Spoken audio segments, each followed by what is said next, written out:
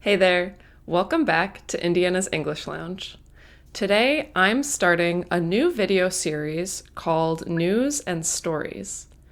News and Stories is going to be a resource for listening comprehension, shadowing, and vocabulary building. You can use these videos for one of these goals or all three of them. Here's how it's going to work. I'm going to read a piece of news or an article to you. I will show you the title of the article and its author, as well as listening comprehension questions before I begin reading. If your focus is on listening comprehension, you can write down the questions I show you in the beginning, and then take notes as I'm speaking so that it'll help you answer them at the end. If your focus is on listening practice, please look away while I'm reading and don't check the text on the screen. Once you've listened once or twice, you can go back and double check the text on the screen and listen again. For shadowing, please pause the video after each sentence I read and try to copy my intonation and pronunciation. I will read relatively slowly and try to have a good pause between each sentence so that you can do this comfortably. In the text on the screen, I will highlight a few key phrases, and then we can look at those at the end of the video. Are you ready? Let's get started. Curious kids. Where do phobias come from? By Lara Farrell, Associate Professor and Clinical Psychologist, Griffith University. Listening comprehension questions. Number 1. What is a phobia? Number 2. Are phobias common among young people? What % of children experience a specific phobia? Number 3. What are the 3 main learning scenarios that may influence whether or not you develop a phobia? Number 4. What is the most powerful way to stop a fear from turning into a phobia? Where do phobias come from? Olivia, age 12, Strathfield, Sydney. Phobias are an intense fear of very specific things like objects, places, situations, or animals. The most common phobias for children and teens are phobias of specific animals, such as dogs, cats, or insects. When someone suffers from a phobia, they tend to avoid these places or things at all costs. That can be very hard to do and often leads to a lot of other problems. There are many different factors that might make it more likely for someone to develop a phobia. However, research tells us that to some degree, specific phobias are learned. In addition, factors such as life experiences, your personality, and even how the people around you cope all contribute to developing a phobia or not. How people may develop phobias. Specific phobias are very common, especially among children and adolescents. Research tells us that approximately 10% of children will experience a specific phobia, making this type of anxiety one of the most common anxiety disorders affecting young people. Here are 3 main learning scenarios that may influence whether or not you develop a phobia. Number 1.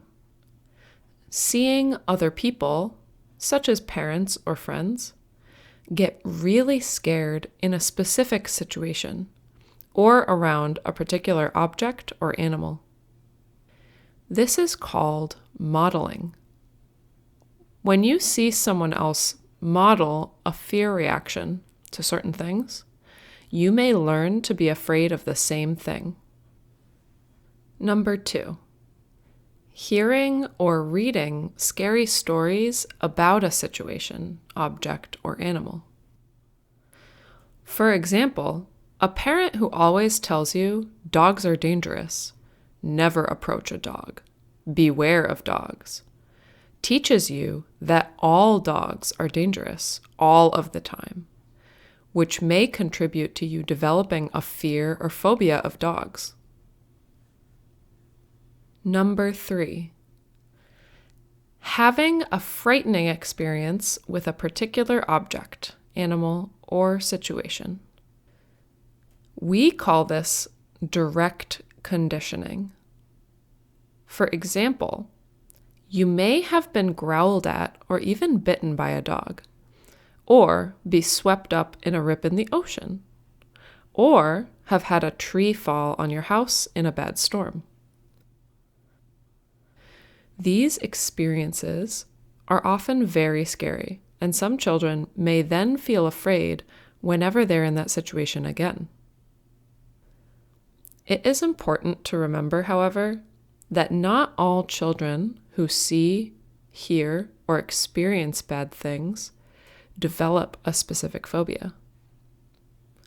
There are other things that might contribute. Research suggests phobias often run in families, so there may be a genetic link. Personality, or what doctors call temperament, may even play a role. The good news.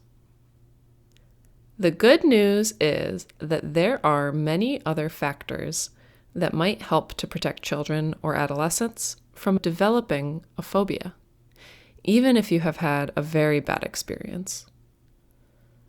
For example, support from family and friends can help and comfort you when something scary happens.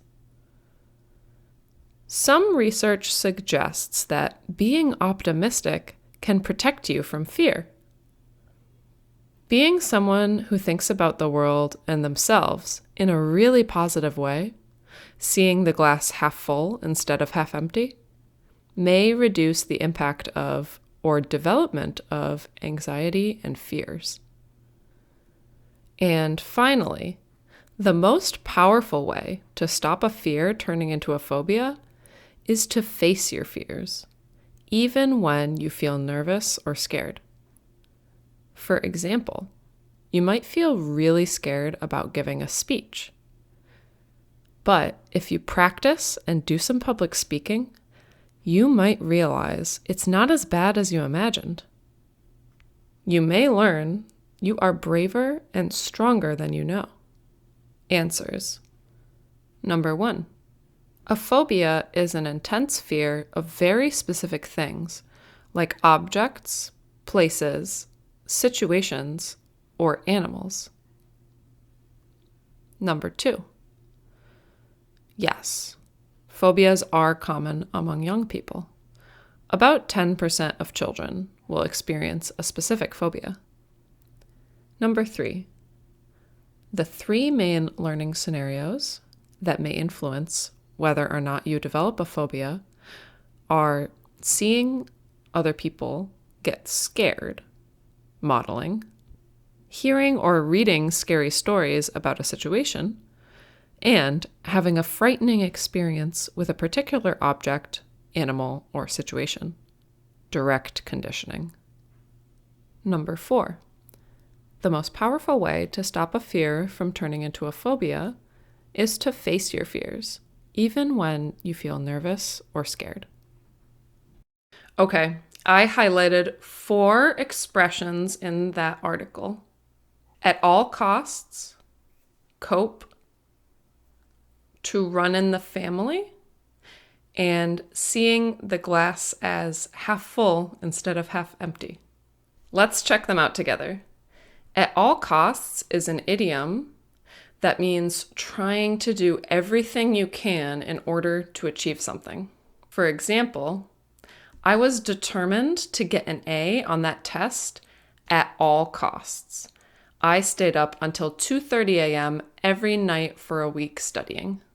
It's extreme to stay up that late so many days in a row, but because I wanted to get a good grade at all costs, that's what I did. To cope is a verb that means to deal with something, to manage a difficult situation. If we want to say what the difficult situation is, we add the word with. For example, I had a difficult time coping with my life in a new country. I'm trying to cope with my anxiety by regularly seeing a therapist. When something runs in your family, this means that there is a common genetic predisposition or like a personality or character trait in your family. For instance, maybe you feel like stubbornness and anger issues run in your family. Or perhaps, in a more genetic standpoint, maybe red hair or a medical condition like high blood pressure runs in your family. So any of these kinds of things could run in someone's family. Finally, you may have heard the proverb about a glass half full or a glass half empty before. We use this saying to talk about somebody's perspective about the world. For example, like if somebody sees the world in a really optimistic and positive way, even in the face of problems, you could say that they see a glass like this one as half full. But if somebody sees the world really negatively in a pessimistic way, then they see a glass like this one as half empty. You can work with this saying in a lot of ways and change it a little bit to fit your sentence, like, she's a real glass half full kind of person. You could also say, I try to see the glass as half full, but I tend to see it as half empty. So that would mean I try to stay positive, but I'm usually a little bit negative. So returning to the topic, I don't think I have any real phobias, but I do have kind of an irrational fear of moths. Moths are a type of insect that are like butterflies, but they come out at night and they look a little creepier. I am much more afraid of moths than any other insect. I get scared by their erratic, meaning unpredictable behavior, and I don't like their like fuzzy, dusty bodies. So tell me in the comments, do you have any phobias or irrational fears? How do you cope with these fears? And what would you suggest to somebody who's trying to deal with a fear like this? Don't forget to like and subscribe to my channel for more English learning content. See you next time.